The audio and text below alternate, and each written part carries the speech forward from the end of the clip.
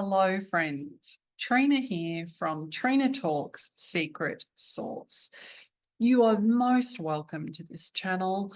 I am a life strategist, numerologist, fourth generation psychic channeler, work with Australian bushflower essences, and I'm an energy alchemist. A little under a year ago, I learnt that I could channel through the Akashic records. Initially, those channelings came about my past lives, and then it morphed last year into new earth readings. It's my pleasure and privilege to share with you today the 116th channeling. This one is from the Egyptian goddess Isis, and it was channeled on the 20th of the 2nd, 2024.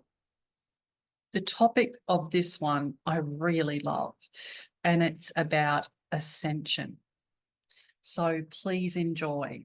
Ascension is the process of elevating and growing your soul, deepening your understanding of all the mysteries, the esoteric, your concept of what's possible, the bigger meaning of life, and rituals and spiritual practices. There is an active decision to be made in committing to a practice of spiritual evolution. It is setting on this path and remaining steadfast in your resolve to grow. There have been many examples of this over time and modern day options to choose from. Some involve the magic of old sacred places and structures, accessing ancient knowledge and wisdom. The first step is to decide to commit and then ask for guidance as to the process best suited for you. Ancient schools gradually build skill and knowledge, each task consolidating previous work and preparing you for the next. Centres of old often had specialties in terms of rites of passage. Each at its heart sought to connect the initiate with source and love energy. Each strived to transit each soul to a higher perspective, increasing the vibration and possibilities for each person, the group, the earth. Improving the energy of one has a flow-on effect, a law often forgotten or disregarded. All the work that each does contributes to the whole, as well as those around them. Operating in isolation is usually not possible or probable. So the commitment to actively evolve is one that graces many on the back of one decision. Over time, the power of one, its significance has been lost or downplayed, leaving many to feel powerless and without consequence. This is a manipulation and not truth. The revolution or side shift that is New Earth is a grassroots revolution. Everyday people deciding to stand in their power and using and growing that power will achieve the necessary seismic shifts to achieve the paradigm shift. Processes can be formal or self-led. The commitment to growing your soul and tapping into source wisdom and guidance is key. The decision is yours. But steps in this direction are all deposits to the greater good.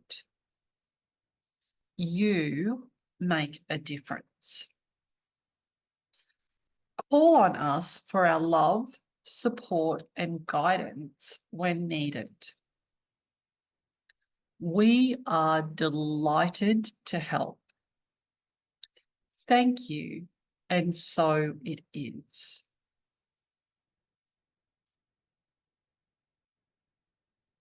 It's a little short of that one, but it's another one that is packing a punch, but also practical. I love how they managed to reach both of those levels.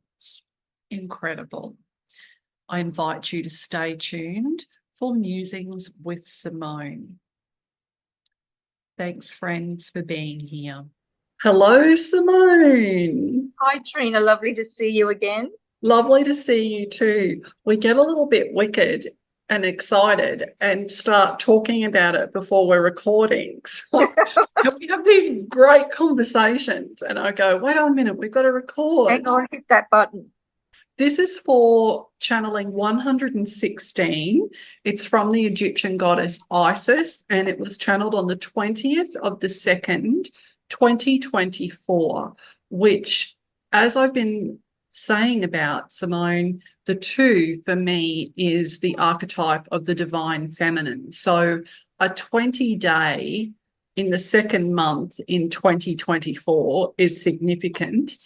And the topic of this one was Ascension, which is powerful in itself, the word, the process, and then the channeling. It's a relatively short channeling, but it still packs a punch. It certainly does, Trina. Ascension. And, you know, when you tap into your own personal growth and make that commitment to soul growth, and how that also has that knock-on effect to the people around you. This follows on what we were just talking about with the previous musings on 115 and 114, where nothing happens in isolation. And I think that those words are actually in this channeling, were they? Do you remember that? Yes, it does say here somewhere. That nothing happens in isolation. So any decision you make, any progress you make, impacts you, those around you, and the earth. It is impossible for it to happen in isolation. And it can come down to making the decision of, I'm ready to be expansive. I'm ready to see what else is possible. I'm ready to attempt to be the best version of myself. What can I possibly do here? How far can I make this go? Mm. And I often think about it like, because our community is so youth driven and ageist. I had a client a few years ago who asked me, she was in her late 60s, to help her to leave her marriage, which is an unusual request for me because I am so in the sphere of love. It's unusual for that to happen. But we helped her get out of a narcissistic long-term relationship, and she's now living a life that feels very good to her, which of course is what the goal is. But she was told a lot by people, you know, you're old now. Why don't you just see it through till you're dead or he dies first, kind of thing. Yeah. And I just am so against this. I just think I'm about to turn 57 and I'm thinking, for a long time, I just want to clear whatever karma I can. I want to clear whatever themes I can that I'm working so that I don't have to keep coming back and experiencing these tough themes. I mean, it's a naive point of view because there'll always be themes that you can explore that are tough. But this idea of, just because I'm in the second half of this play of my life does not mean that I'm out for the count. I'm still in there, gumboots and all, going, how can I grow? What else is possible? Yes. I mean, you don't want to, yes, exactly. The commitment to ascension, the commitment to your soul growth. That's a really good plinth, I think, to work from. You know, I do love that word, the plinth. You know, I love that word. It is a good word. The foundation that you stand on, that's Yeah. built on your understanding of you, built on your values and morals. Who am I? What do I stand for? Do I live in integrity? I Am I know. kind? Am I open-hearted? That's what and also the plinth is made up of, what am I here to do? What difference can I make? They're all good questions. And you used the term yesterday when we were chatting, you know, your scaffolding when you were young, the scaffolding your parents built for you. I was blown away because that was not my experience, you know, to be giving a scaffold. This is a lovely time of the year for me to be talking about it, because my father, who was particularly great with this, was born on the 10th of March, and it's the 13th of March today, and he died on the 20th of March, just over 24 hours before my birthday. Thanks, Dad.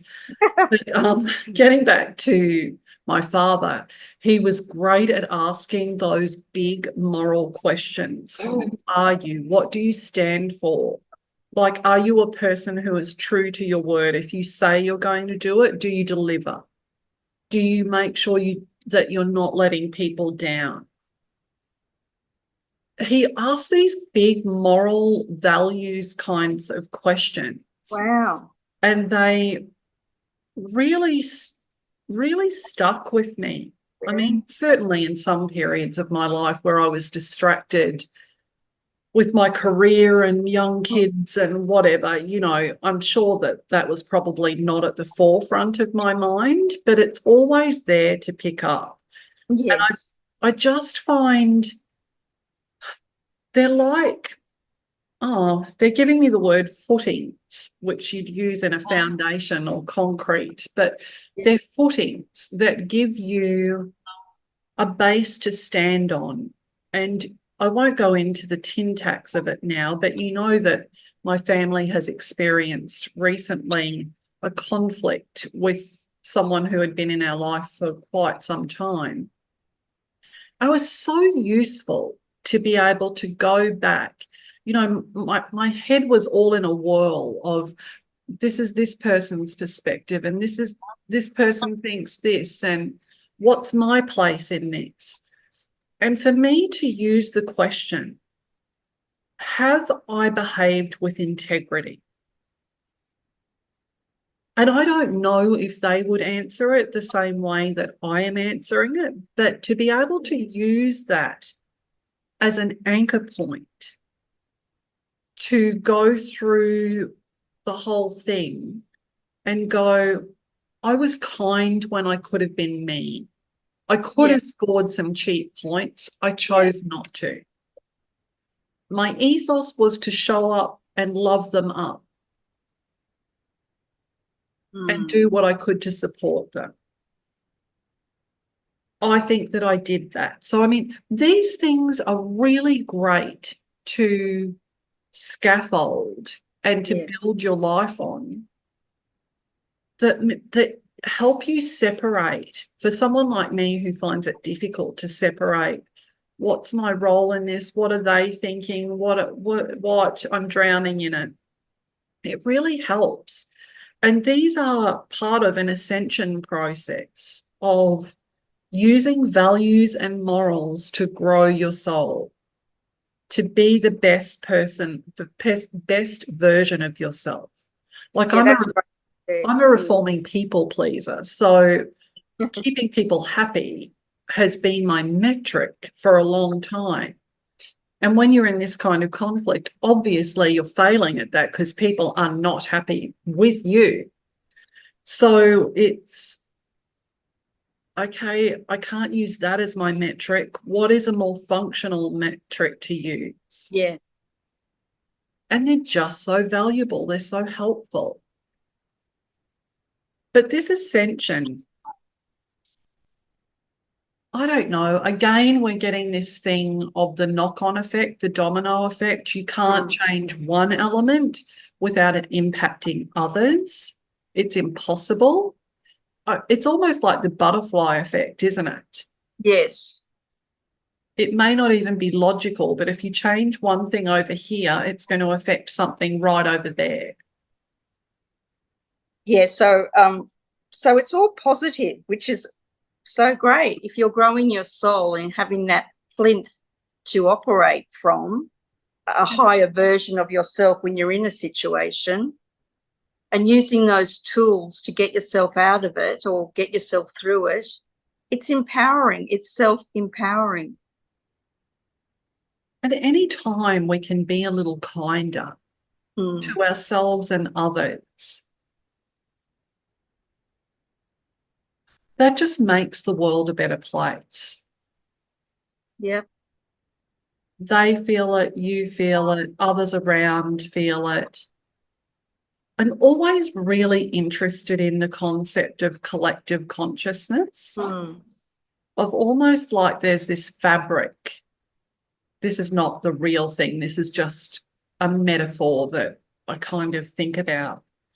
And what are you throwing at that? Are you throwing warm-hearted good stuff, or are you throwing dross and yucky stuff, low vibration stuff? So anytime you're throwing high vibration stuff at it, it's uplifting the collective consciousness.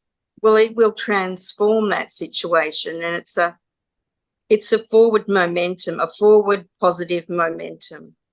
I love that. I love that. I love that it's starting to talk about, they don't actually call it this, I think, in the channeling, but they're starting to talk about ancient schools or mystery schools.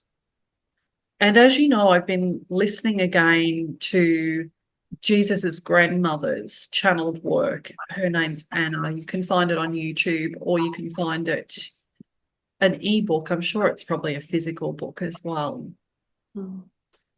But I'm intrigued to find out, you and I were talking about this yesterday, where there were mystery schools. And I Googled it last night, and it was like 7 mystery schools. And 7 is the most spiritual of the earth numbers, the numbers 1 to 9.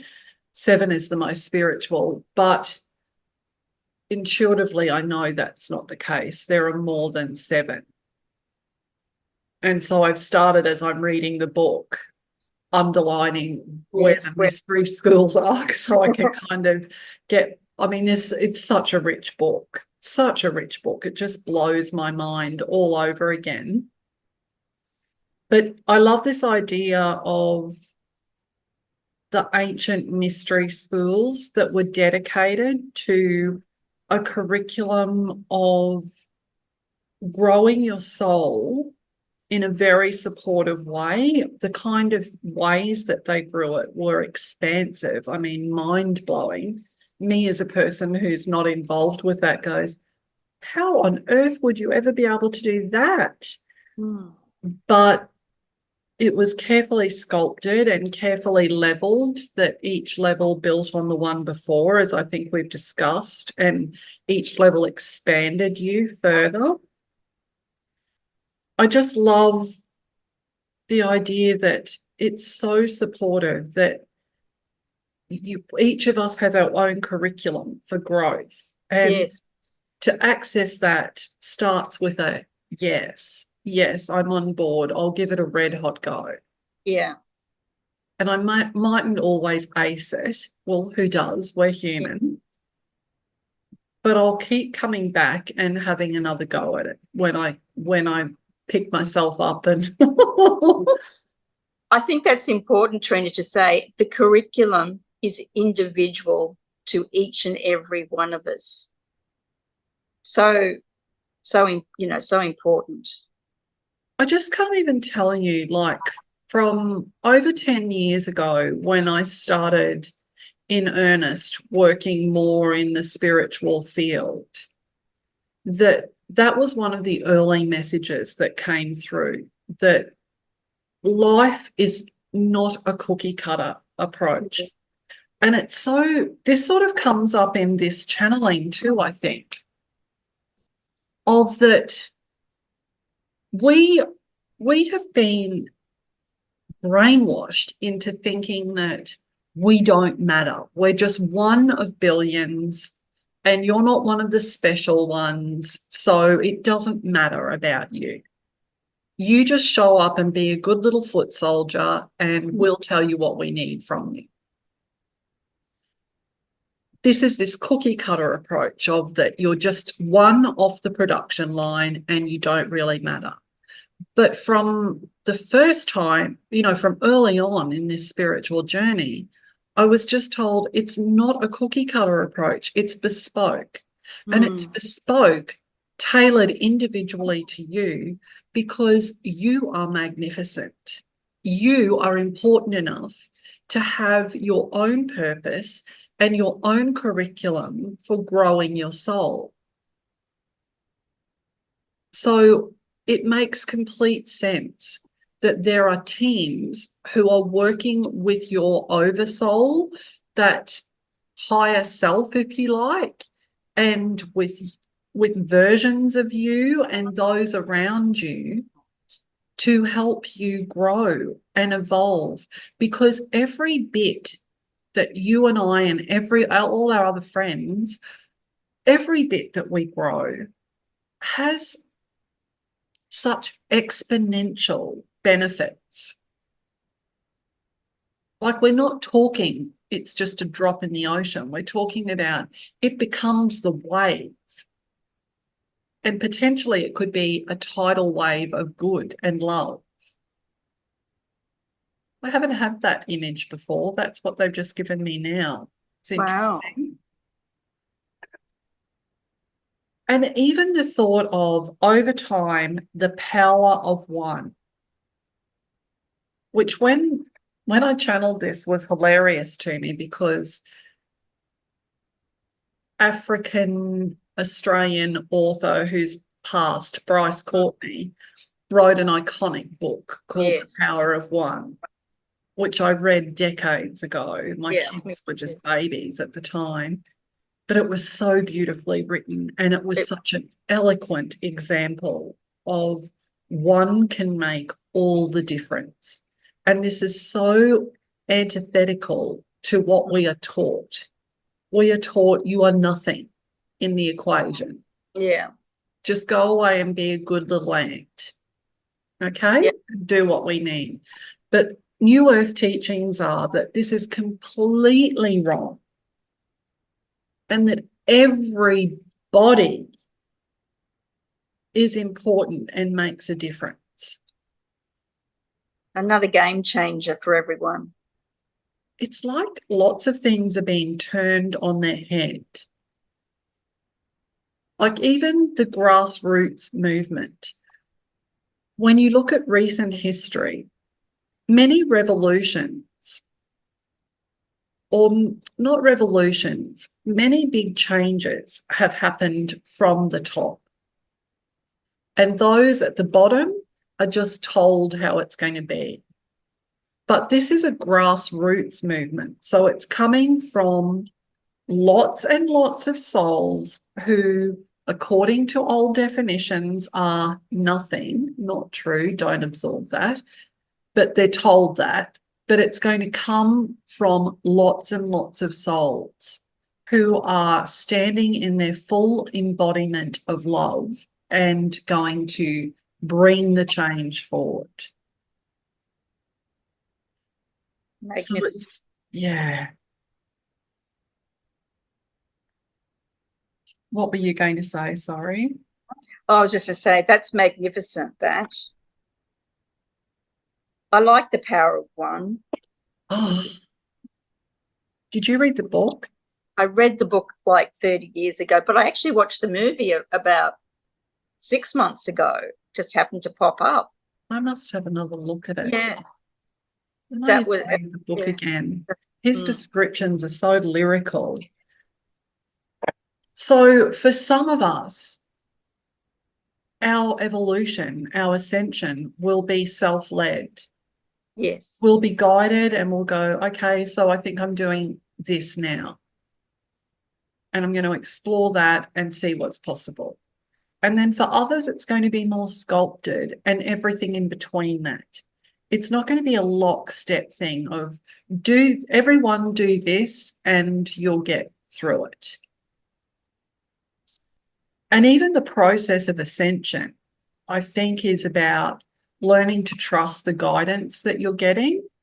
And for people who are control freaks, I'm a reforming control freak, arguably so. This is my story. I'll tell it how I like.